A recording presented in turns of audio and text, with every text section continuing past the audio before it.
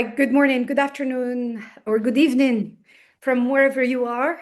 It's a pleasure to welcome you to our monthly webinar, RC07 Women and Politics in the Global South. We are very delighted to introduce today our speaker, Dr. Nayara Albrecht, the speaker for today's webinar. Dr. Nayara Albrecht is an assistant professor of public policy and governance at the University of Amsterdam. She has a PhD in political science with over a decade of experience in public policy, both as an academic and practitioner. Dr. Nayara was research associate at the Federal University of São Carlos, Brazil, Aston University, UK, Newcastle University. She has served as a civil servant at the Ministry of Culture of Brazil and as a research consultant for the United Nations Economic Commission for Latin America and the Caribbean. She's a chair of the International Political Association IPSA Research Committee on Politics and Business. We look forward to her insightful analysis on gender and political affiliation in Brazil's we look forward to her insightful analysis today, and we look forward to actually have like a great conversation with the attendees. Thank you so much, and the floor is yours, Dr. Albrecht. Thank you very much, Yasmin. So the research I'm going to present today is a draft paper in progress. It's about gender and partisan affiliation in Brazil's federal bureaucracy. So before I start speaking about the methodology and the results of this research, I will give you a brief introduction about the context of this research and about myself as well. I think Yasmin introduced me very well already. As she said, I'm working now for the University of Amsterdam, but I was originally born in Brazil, and I lived almost all my life in Brasilia, which is the capital of the country. And that inspired this research because Brasilia, as the political capital, concentrates all the public bodies and the government. The government is there, so it's the capital. So that's why that's even why I decided to study political science, because I was in Brasilia already, so it's full of politics. So as I said, it concentrates most of the government bodies, including the ministries, and my research is about the ministries specifically. So I'm the chair of the research committee on politics and business, and I used to research lobbying and interest groups. But when I started my postdoc at the University of São Carlos, the Federal University of São Carlos, I was also was a fellow of the São Paulo Research Foundation, and I was leading a research project about the public bureaucracy and its relationships with interest groups and lobbyists. So my research focused on the influence of political parties and especially interest groups. But when I was researching these, I was investigating the trajectories of government officers to understand their connections with interest groups and political partisan political parties. So what we usually call in the literature on lobbying as revolving doors, when people exchange roles in the private and public sector, I found out that most government officers were actually male. So they were like men. So I became interested in understanding the impacts of gender on political appointments as well. I also worked for Newcastle University, where I developed my quantitative skills. So that's why I took a quantitative approach for this research project. And I was also a member of the Center for Latin America and the Caribbean. So my research focuses mostly on Latin American countries, and especially Brazil, because I'm from that. And before joining the University of Amsterdam, I was working for the Federal University for Latin America Integration. So now I'm trying to expand this research project to other Latin American countries to see if they have like similar patterns like Brazil, related not only to gender, but also political parties and interest groups. So to understand why gender is important, but also political parties, and why I decided to study this, it's useful to understand how civil service works in Brazil. So in Brazil, we have a hybrid system. We have public examinations for most roles. So people usually take a test. They do not happen like every time, every year. It's from time to time, so according to the vacancies, but it's usually a very big test, is a big competition, is very competitive to get into the public administration. And it's also the Brazilian dream. So we have like the American dream, which is probably becoming a CEO or something like that in Brazil. It's really good to become a civil servant because it's they have stability, so they cannot be fired anytime. And but it's also very competitive because they also earn very good salaries in general compared to the private sector. So that's why these public examinations are very competitive. But we also have what we call discretionary appointments. In Brazil, the abbreviation for that is DAS because it's like direction and I devise like positions.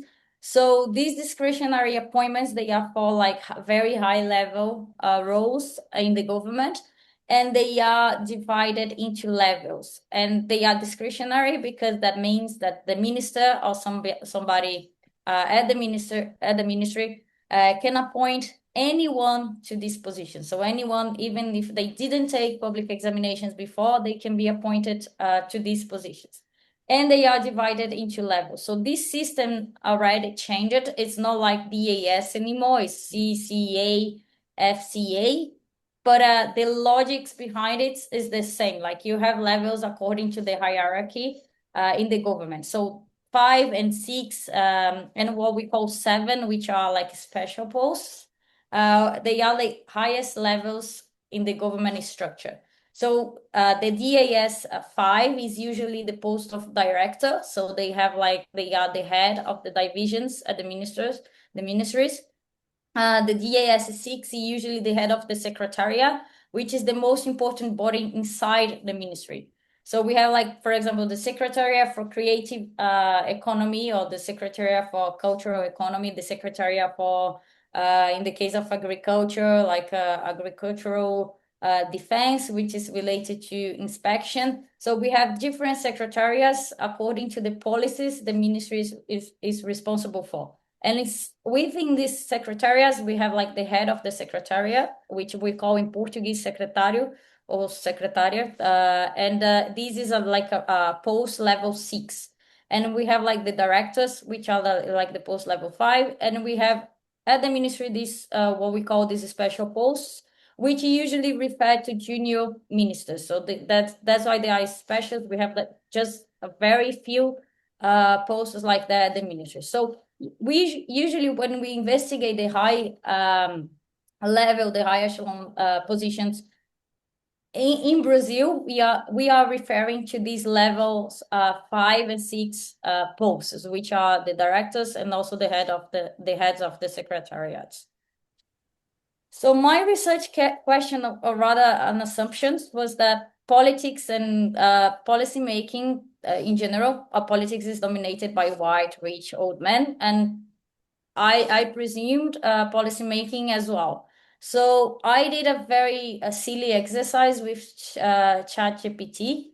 I asked ChatGPT to give me a picture, like a drawing of like a bureaucrat in Brazil. And I didn't specify that should be a man or something like that. I didn't specify anything. So ChatGPT came with this picture here, which basically confirms our assumption. Like when we think about government officers or politicians, we always think they are like men, because politics is dominated by men. I mean, most presidents are men. In Brazil, we just had one woman as the president of Brazil, and she got impeached. So she left the government in a very unfair process, and we had like many people who were like talking about her. Of course, the government had problems as well, but we had many people talking about her like negative things just because she was a woman. And the treatment was totally different from when we had like other presidents. And she was the only one who was like a woman in our history. So we just had like one woman being the president of Brazil, and many countries didn't even have that. Like we have the United States never had like any female president, and it's considered as a progressist country. So that's the problem, or rather the research question or assumption. Like politics is dominated by white men, and I assumed policy making as well, because who decides who are going to be in the government, like working as civil servants or government officers, are the politicians usually, or the authorities. So it's something that is reproduced along the government, because politics is dominated by men, and this silly exercise confirmed that, because the stereotype is white men. Surprisingly very young and handsome. I don't think like government officers are like that, but the point here is that like politics is, and also policymaking is dominated by white men.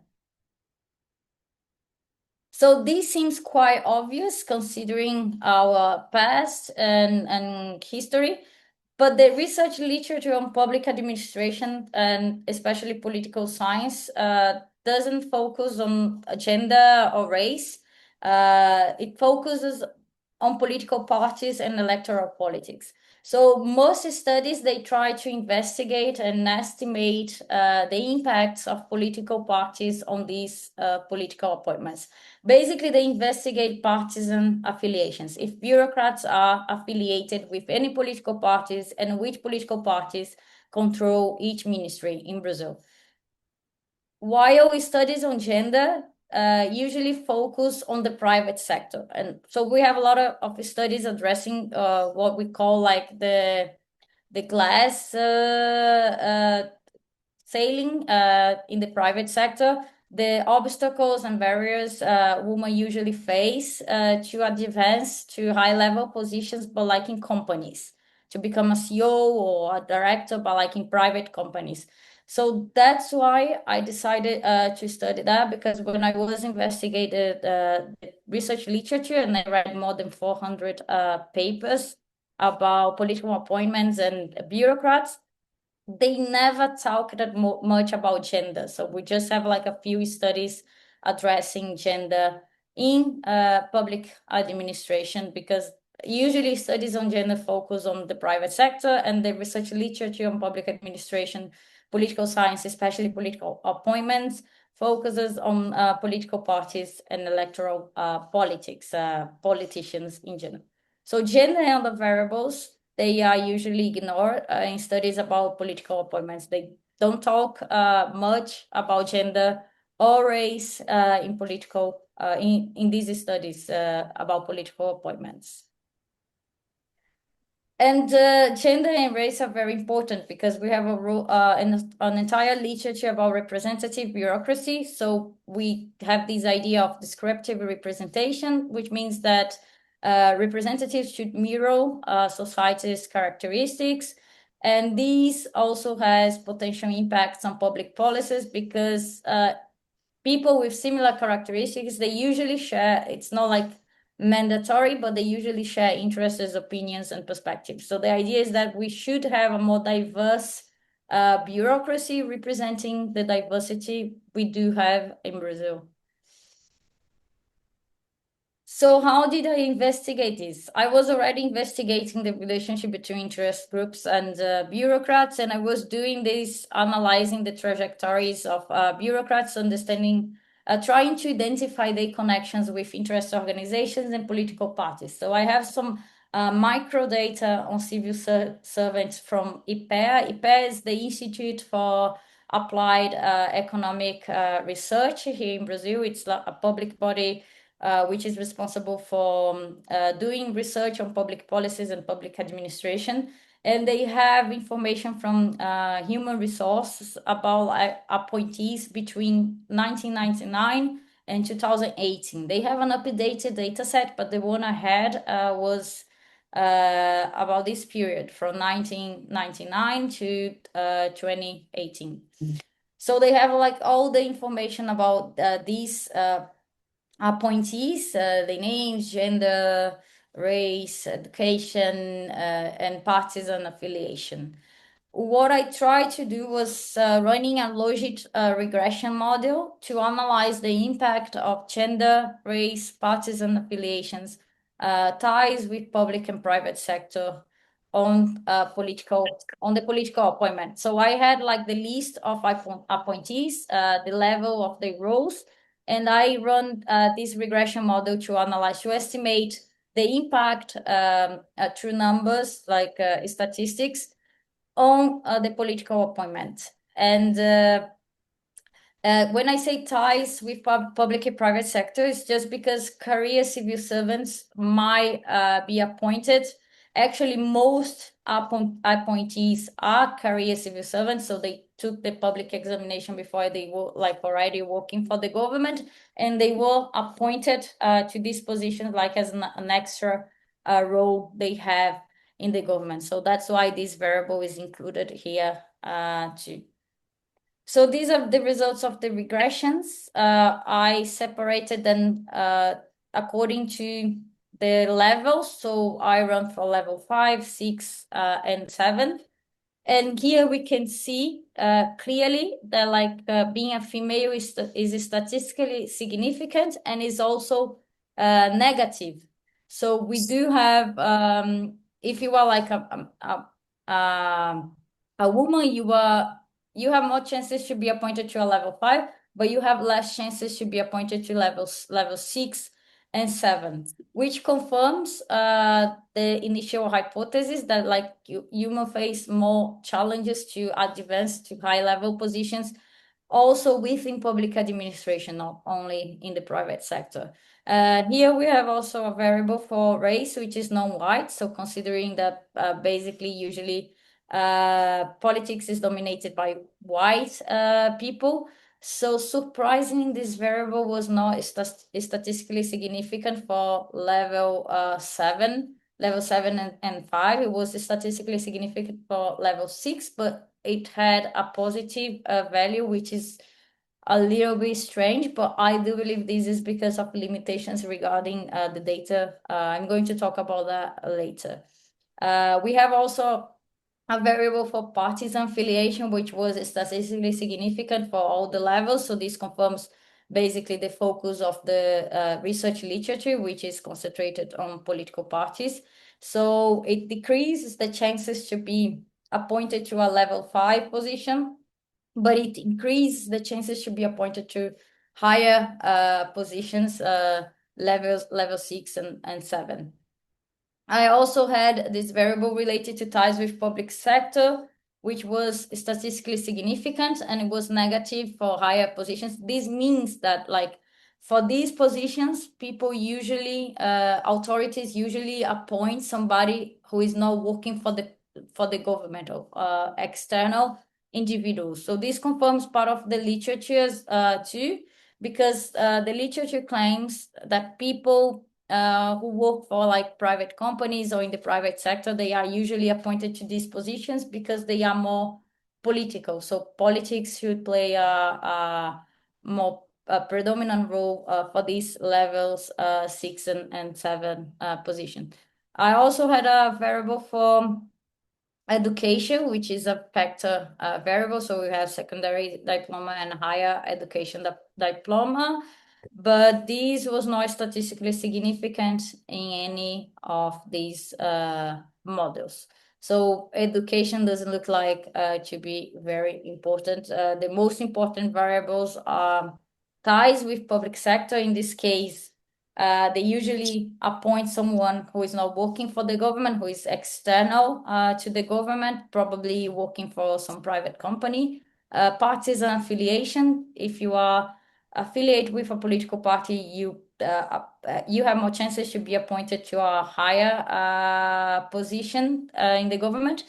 And also gender, because gender, if you are a woman, you have like less chances to be appointed to the highest positions.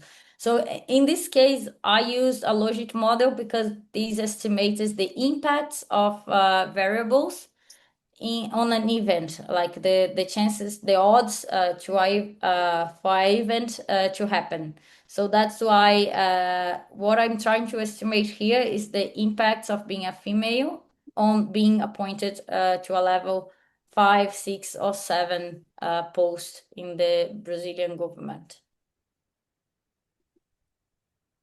So the most important finding so far is that gender is as statistically significant as political parties, although it's basically ignored by this literature. Parties are more relevant for higher posts as gender is gender. If you are like a woman, you have less chances to be appointed to these posts. And race and education were not statistically significant, but in the case of race, I believe it's because of limitations, the limitations of the data we have. So this is a graph showing the posts by levels, and we can see female and male here. So female is like a minority in levels, level 5, level 6, and 7. And we have like more like women holding level 5 posts. So as the models reviewed, if you are a woman, you have less chances to be appointed for a higher post. So conclusions and limitations. As I said, this research has a lot of limitations. First, incomplete information. The data set has not like much information about education paths or backgrounds. We just have if the person has a BA, master, or PhD degree, but we don't have, for example, for most people, the area or the field they studied. I have this information related to some ministries because I collected new data on that as well, but the data set I use for this analysis is a bit incomplete.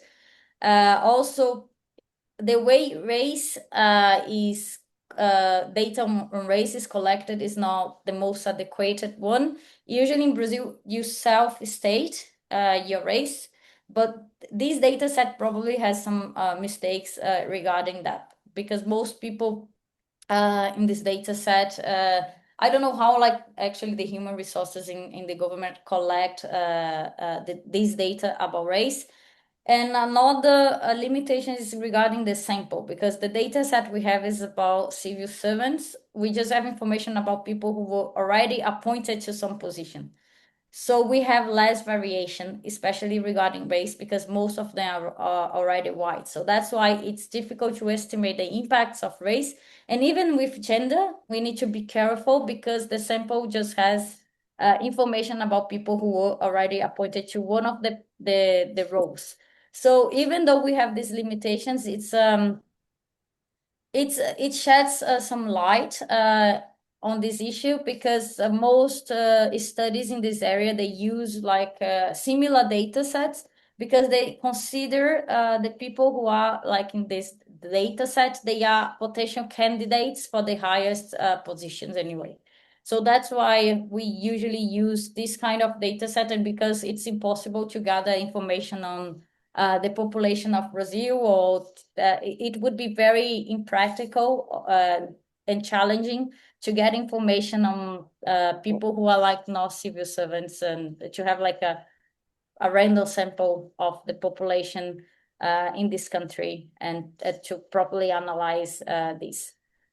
Anyway, there is strong evidence that gender plays a key role in public administration, and further studies might address these issues qualitatively and the impacts on public policies. So something it would be interesting to analyze in the future is analyze with qualitative methods, asking, for example, interviews, asking women that like hold these high level positions, what were the kind of challenges they face to be appointed, what are the trajectories, if they have any similar characteristics, to understand what are the reasons why women are not appointed to these positions. And also the impacts on public policies. Public policies, what's the difference of having a woman like the head of the department, which kind of public policy, which kind of differences we have between public policies led by women and men. And interestingly, we had a recent paper published in Brazil, which was about COVID-19, showing that like actually males, like local government leaders who were like female, they had like more positive impacts on the pandemic. So they approved more effective policies against the pandemic in Brazil. So that's why investigating the impacts on gender on public policies would be interesting for the studies. That's all. Thank you very much, and I'm happy to answer to any questions. Thank you so much, Dr. Nayara, for your very insightful presentation and talk on gender and political affiliation in Brazil's federal bureaucracy.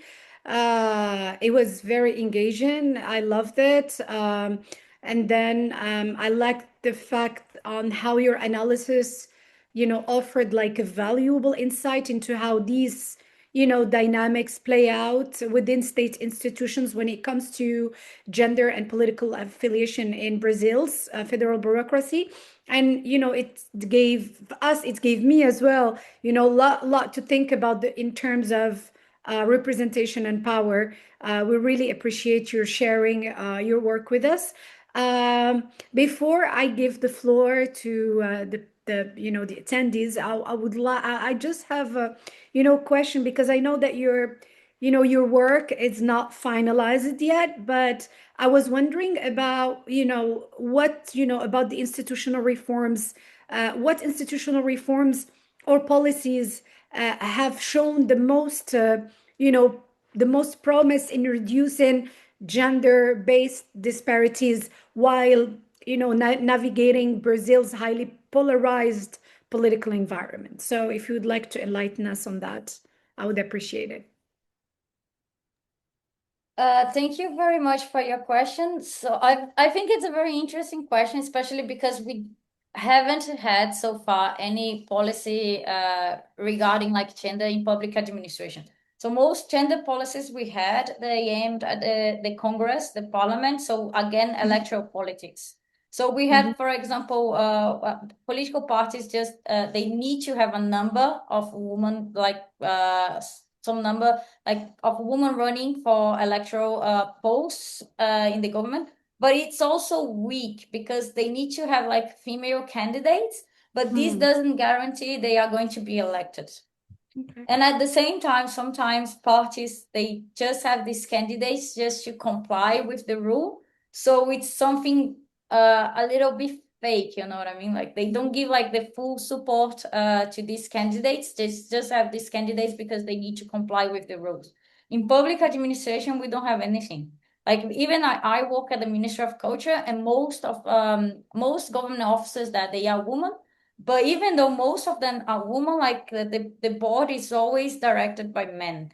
So at my department, for example, we had many women holding level 4 posts, but the director was a man. The head of the secretariat was a man. So every time it's like that, and we don't have any policy because ministries are free to decide whom they are going to appoint.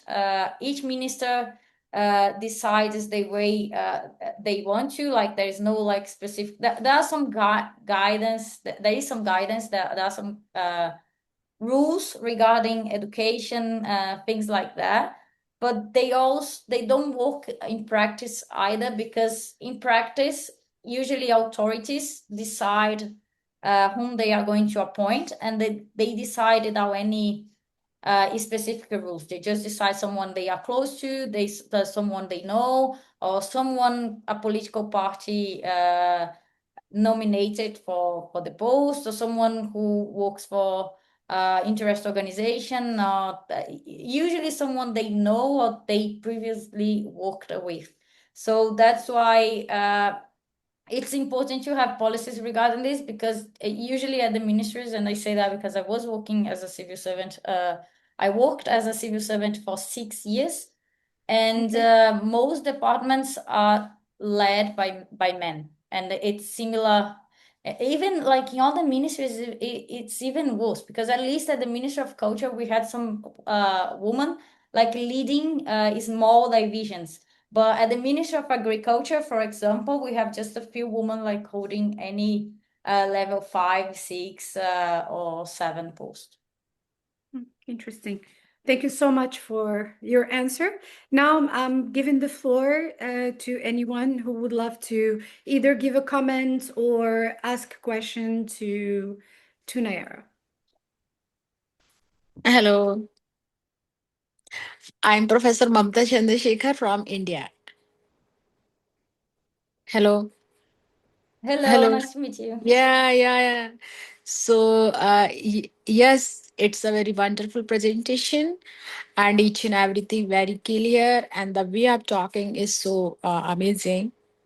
You know that when I was listening the presentation, then I just come to know that the things which is going on in the Brazil, almost all countries, the females are suffering from this type of the problem. I just want to know, dear, is there any suggestion by which we can change the scenario? Sorry, can you repeat your question? It's a I little bit noisy here. I just want to say that do you have any suggestion by this we can just change the scenario in the world, because everywhere women are facing the same problem. The bosses are there, the females are suffering, the number of females are very, very less. So is there any suggestion from which we can change the scenario in the world, not only in Brazil, in India, because females are Yeah, female everywhere. yeah, I think that's a very good question, and I think Thank it's you. also challenging because there is no recipe for adjusting this. I think policies related to encouraging women to uh, compete for these posts are really important. But I think we need more qualitative studies about that to understand what the barriers are, to understand why they don't get these posts. And I think you raised a very important point as well about like this happening in other countries, because we just have a few comparative studies in public bureaucracy, in the public bureaucracy, especially because each country has a different civil services system. So it's even like comparing political appointments. For example, we have like very high number of studies about Brazil or about other countries, but we just have a few studies, comparative studies, because even political appointments they vary from country to country. So when you look at Europe, for example, most studies they analyze the influence of political parties, because party systems in Europe are very important. If you look at the Yes. United States, the students focus on the president, because the president has several political powers. In the United States is a presidential system, so they look at the president and why the president choose these people to hold this position. So Brazil is interesting because it's a mix of both. We study political parties and the president because we have the presidential system, but we have what we call a coalitional presidential system, because the president needs to negotiate with several political parties. Brazil has many political parties, which is always challenging for researchers as well. So that's why we mix both. We analyze the influence of political parties and also the president, because they do negotiate all the time, since we have this kind of very peculiar presidential system. At the same time, other countries have totally different models. So I think in terms of research, what we need is more comparative studies, including different regions. For example, I don't know anything about African countries, and I would love to know more about how like civil service systems work there. So we should have more comparative studies and addressing not only quantitative, which is important, obviously, but also qualitative to understand why, what are the obstacles, the barriers these women face to get these positions. And in terms of policies, I think we need more inclusive policies like guidancing on how to appoint people and something related to equality, diversity, inclusion, because in Brazil, this works really bad. For example, I lived in the UK for some time, And I understand the system is not perfect, but at least they consider this even when you are applying for a role, right? They ask you about your career breaks. If you had any career break because you were like taking care of someone, or you gave birth, or you had kids. And in Brazil, this doesn't exist. People just consider, and I say that because when I was working as a civil servant, I also listened from my boss. He said like, oh, I have a very complicated department because most people here are women, and they will get pregnant at some point. So it's usually seen as a bad thing. So I think we are very behind compared to other countries. And I think in terms of policies, we need to change the policies to have more clear guidance on how to appoint these people, and considering equality, diversity, and inclusion. But I believe we should also change the mindset of society, because we live in a very, unfortunately, very sexist society. We have a very sexist culture in Brazil, like in other Latin American countries. Thank you. Thank you so much for in details answer. So really, I'm very thankful to you. Have a nice day. Thank you. Have a nice day. Do we have any of the attendees to comment or give feedback? Analia has her hand raised. Yes. Swarna? Analia has had her hand raised for a long Okay. time. Analia, please. Thank you. Thank you, Nayara, for this presentation. I have two questions. First, are there any differences in the selection or the nomination, the appointment process between the levels? For different levels, are any difference in the appointment process? That's one. And the other is how this system, human resources system, gathered information about party affiliation. How do they know? Thank you. Thank you very much, Analia. These are very good questions. So the first one, there is no difference. The formal process is like the minister or somebody else appoint the person, and it goes through like a validation process in some public body related to the presidency. So sometimes they can veto the appointment, but this almost never happens, to be honest. It's very rare because they give like this freedom to the ministers, and formally is the minister, but it's usually the head of the division who appoint people like for lower posts, right? So if I have like the head of the secretariat, he or she is appointed by the minister, but then the head of the secretariat appoints the director. The director appoints the coordination, and the coordinator, and it usually works like that. So there is no form. The formal process is you are going to be appointed, and there is a validation process by the presidency to see if the person is it's not even adequate. It's just to see if there is any reason why the person shouldn't be approved, like I don't know, a legal process going on, an accusation, something like that. So this is the formal process. What happens in practice is that every ministry has its own ways to appoint someone. So I have seen in the past some ministers doing a kind of like application process in which you send your CV, and they decided based on the CV and interview, etc. But most ministries don't do that. Like they just most authorities, they just appoint people they know. They worked with for someone nominated before. But like I know there is no like standard process. The formal process is just it needs to go through this validation, but usually authorities do whatever they want, and some of them decide to do like an application process, but most of them just appoint someone they already know. On the second question, it's interesting because it's actually, I should have explained this before. I use this database from the human resources system, but I also use a database from the electoral code. So in Brazil, we had this we call Tribunal Superior Eleitoral, but it's like an electoral court. It's a public body which is responsible for electoral politics, for supervising, monitoring elections. And they have a list of everybody who is affiliated with a political party.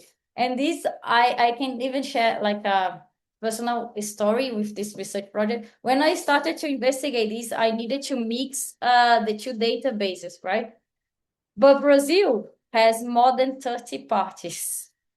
And when I asked for the list of people affiliated with these political parties, the public body just gave me the link to download the data sets, but they had one data set for each political party. And they were like huge. So I couldn't open them with Excel. And that's why I had to learn programming language, because I couldn't open the data set with Excel, and I couldn't use like the separate files. It was impossible to look for the bureaucrats. So I had to use R for mixing the databases into 3 databases, compiling the information about people who were affiliated with political parties, and then use the data set with the human resources system one. And IPEA did the same thing. They just mixed the like both data sets. They get like the human resources database, and they mix with this one from the electoral court through programming language. So that's why we have like both information. But it's also challenging because sometimes we cannot, people have like similar, like identical names. So you don't know, you need to track people with they like, I don't know how to translate it, but it's like an ID number we have in Brazil. So you need to track the person with this ID number. So it's really challenging because Brazil has like many political parties. Thank you, Nayara. Well, that's a huge job. Thank you. Thank you so much, Nayara, for your insightful answers. Any question, comments, feedback, suggestions to Dr. Nayara for her very interesting topic?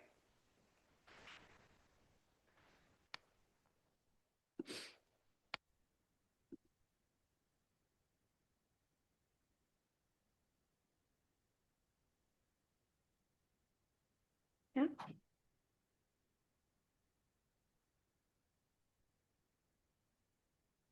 Okay. All right. So with that, I'm just gonna wrap up. Thank you so much, Dr. Nayara, for your, insightful, very, very insightful presentation. And we hope that the attendees learned from this very timely topic. Thank you again. And please don't forget to register and become member of RC07. And if you have any pitch to send to us, you're very, very welcome on any topics related to RC07 Women and Politics in the Global South. Before I leave, Dr. Nayara, we look forward to receiving if you could share with us your work once it is finalized and published. Would love to actually read the final, and we are very much honored that you shared at least the initial work with us. So thank you so much, and I hope to see you next month for our next webinar on the third Wednesday of February. Thank you so much. Thank you very much. It was Thank a you. pleasure. Thank you so much. Thank you. Bravo. Thank you. Bye.